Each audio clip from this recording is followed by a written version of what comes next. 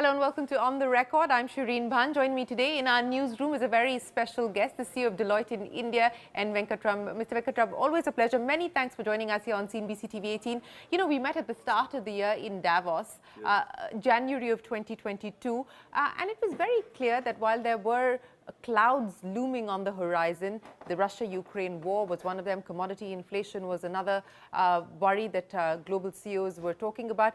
Things have only gotten worse since then. But India continues to be relatively resilient even through this storm. As you speak with CEOs, both domestically as well as global CEOs, and of course your own colleagues across the world, what's the sense that you get about corporate mood?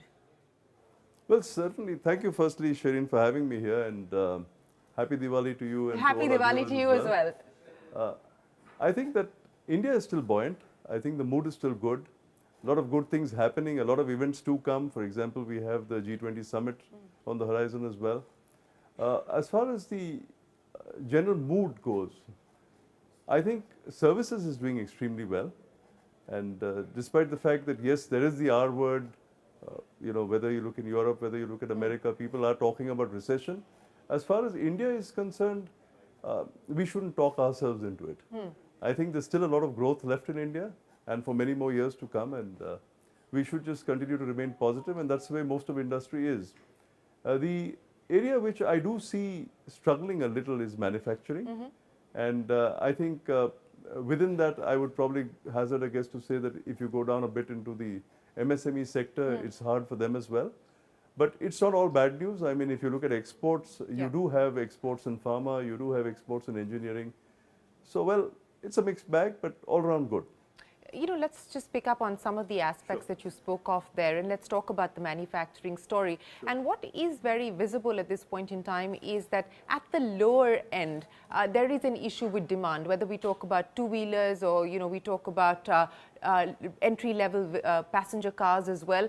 That is where there seems to be pain. But on the other hand, in the luxury car market, whether it is cars or real estate, sales continue to look very, very strong. So are you seeing a significant divergence in terms of confidence and in terms of spending power and spending capacity as well? And what will that mean going forward?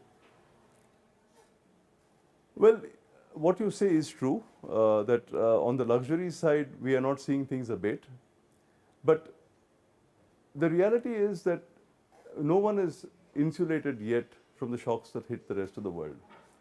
We were a very connected economy, and today, you know, we are talking about geopolitics and, you know, how it affects us. A lot of us are obsessed with what happens on the supply side in terms of supply chains and everything else.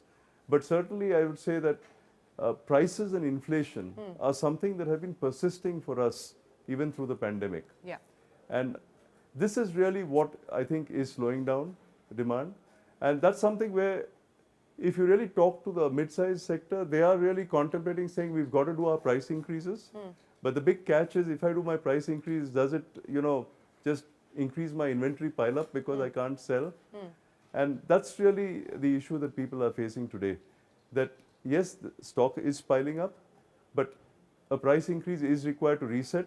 But if you do a core price increase, and you know, hopefully optimists like me think that inflation is only till the end of this year and that things will abate after that, then a permanent price increase could actually be damaging to business as well. Yes, well, we'll have to see how rates pan out. At this point in time, central banks across the world are clear that rates will only have to move higher, including back home with the RBI also moving in tandem with what's happening with global rates. But, you know, I want to understand what fund flows could possibly look like. It's been a strong report card on the FDI front for India. And, you know, at this point in time, with the kind of conflict that we are seeing in many parts of the world, as well as the specific peculiarities of China and the way that it's chosen to engage with the world and the way that the world is choosing to engage with it, it could mean that we could be beneficiaries. That has been the thesis, that has been the argument that's been put on the table. What is that likely to mean in terms of continued FDI flows? Well, we did a study, Shereen, about a year and a half ago, and it was recently validated by an independent study done by someone else, that when India is to get to the 5 trillion, you would require about 8 trillion of capital formation, but more importantly, you would require at least $400 to $450 billion of FDI. And that didn't seem very impossible because at the time when we did it, it was about 80 billion. And as you rightly say, when you look at the tracking of FDI today, it is still very strong. China plus one is something where I think we tripped a bit the first time around. I don't rule it out, but that there will still be a lot that will get done in India. But I look at opportunities from some of the other things that are happening, like say currency. At the beginning of the year, we weren't really expecting such a shock on the currency side, the forex side. But if I look at India's strengths and say, how do we play to those strengths? I think currency is a strength to us on the services side. So the 1 trillion that comes from services will become easier because, we've got a stronger dollar. But if I look at the India side, the manufacturing in India, for the large, strong domestic base that we have, and to say that we should first build for India before we look in terms of building for the world, and use this period of recession in other countries to strengthen ourselves, we should look at import substitution. I think the best time for us to look in terms of saying how do we manufacture even components and other products in India is now. Reason? You've got large companies wanting to come in and invest. They're coming not to export. We sometimes make the fundamental error that they want to come to India to export to the world. No, they want to come essentially they want to come service for the our domestic market, right? Yeah. That is our strength. Yeah. So invite them in, build for the domestic market, encourage indigenization. This is true even for aerospace and defense and all the other areas as well. And if you can indigenize, if I can use that complex word, what you are really doing is import substitution. And you're bringing down the cost and you're de-risking yourself from the impact of fluctuations in the rupee. This import substitution or indigenization, as you called it, we've seen this play out across different sectors. Defense, of course, is one where you have now, the second or the third list that the government has actually put out. And it's been the case over the last several budgets where this process of import substitution by way of hiking customs duties, etc., has also been in play. But there's also the downside to it that people caution that if you go too much on the other side and you're actually going to be choking the import side of the story altogether, we may have to also suffer the consequences of too much of this. What do you believe we need to be mindful of as we move down this road? Again, to get on my core theme that play to your strengths, one of our strengths has been design and research.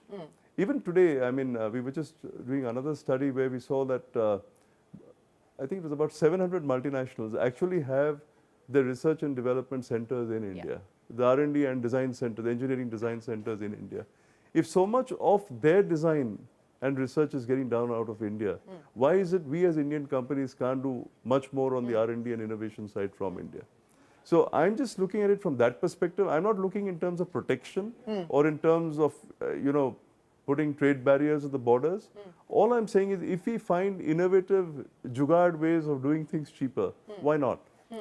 And that's really the premise of what I'm saying, that I'm not saying put up a barrier to protect industry. All I'm saying is you have a lot of intelligent people here who can do a lot of things. Do it. The second reason is we all know that we're all getting more insular. As countries, we want more protection. We want to have more self-reliance in our own way. It's not just India that needs self-reliance. India is in a more peculiar situation because of its neighbors and its neighborhood, and therefore we've got to be extra careful. So if you look at, say, semiconductors, I think it makes absolute sense to say that we've got to get there. Will we get there in 2 years or 4 years? Absolutely not. It's going to take a period of time. Are we going to start manufacturing the sophisticated machinery that is required for semiconductors? Definitely not. But we should make a start. And we've done it, to just remind you of an industry where we did it so well. It was the automotive industry years ago. And today, a lot of our automotive component manufacturers manufacture for the whole world. So I'm saying first, do it for India. Fundamental premise being you're good at R&D, you're good at design. The next piece which you need is quality. Do it to international quality. I think this is where we sometimes trip up, that we always do believe that the quality for the domestic market can be different from the quality for an international market. It's a bit like cashew export, right? When I was young, we used to get the broken cashews and the big cashews you ate when you went overseas. I don't think we can do that anymore.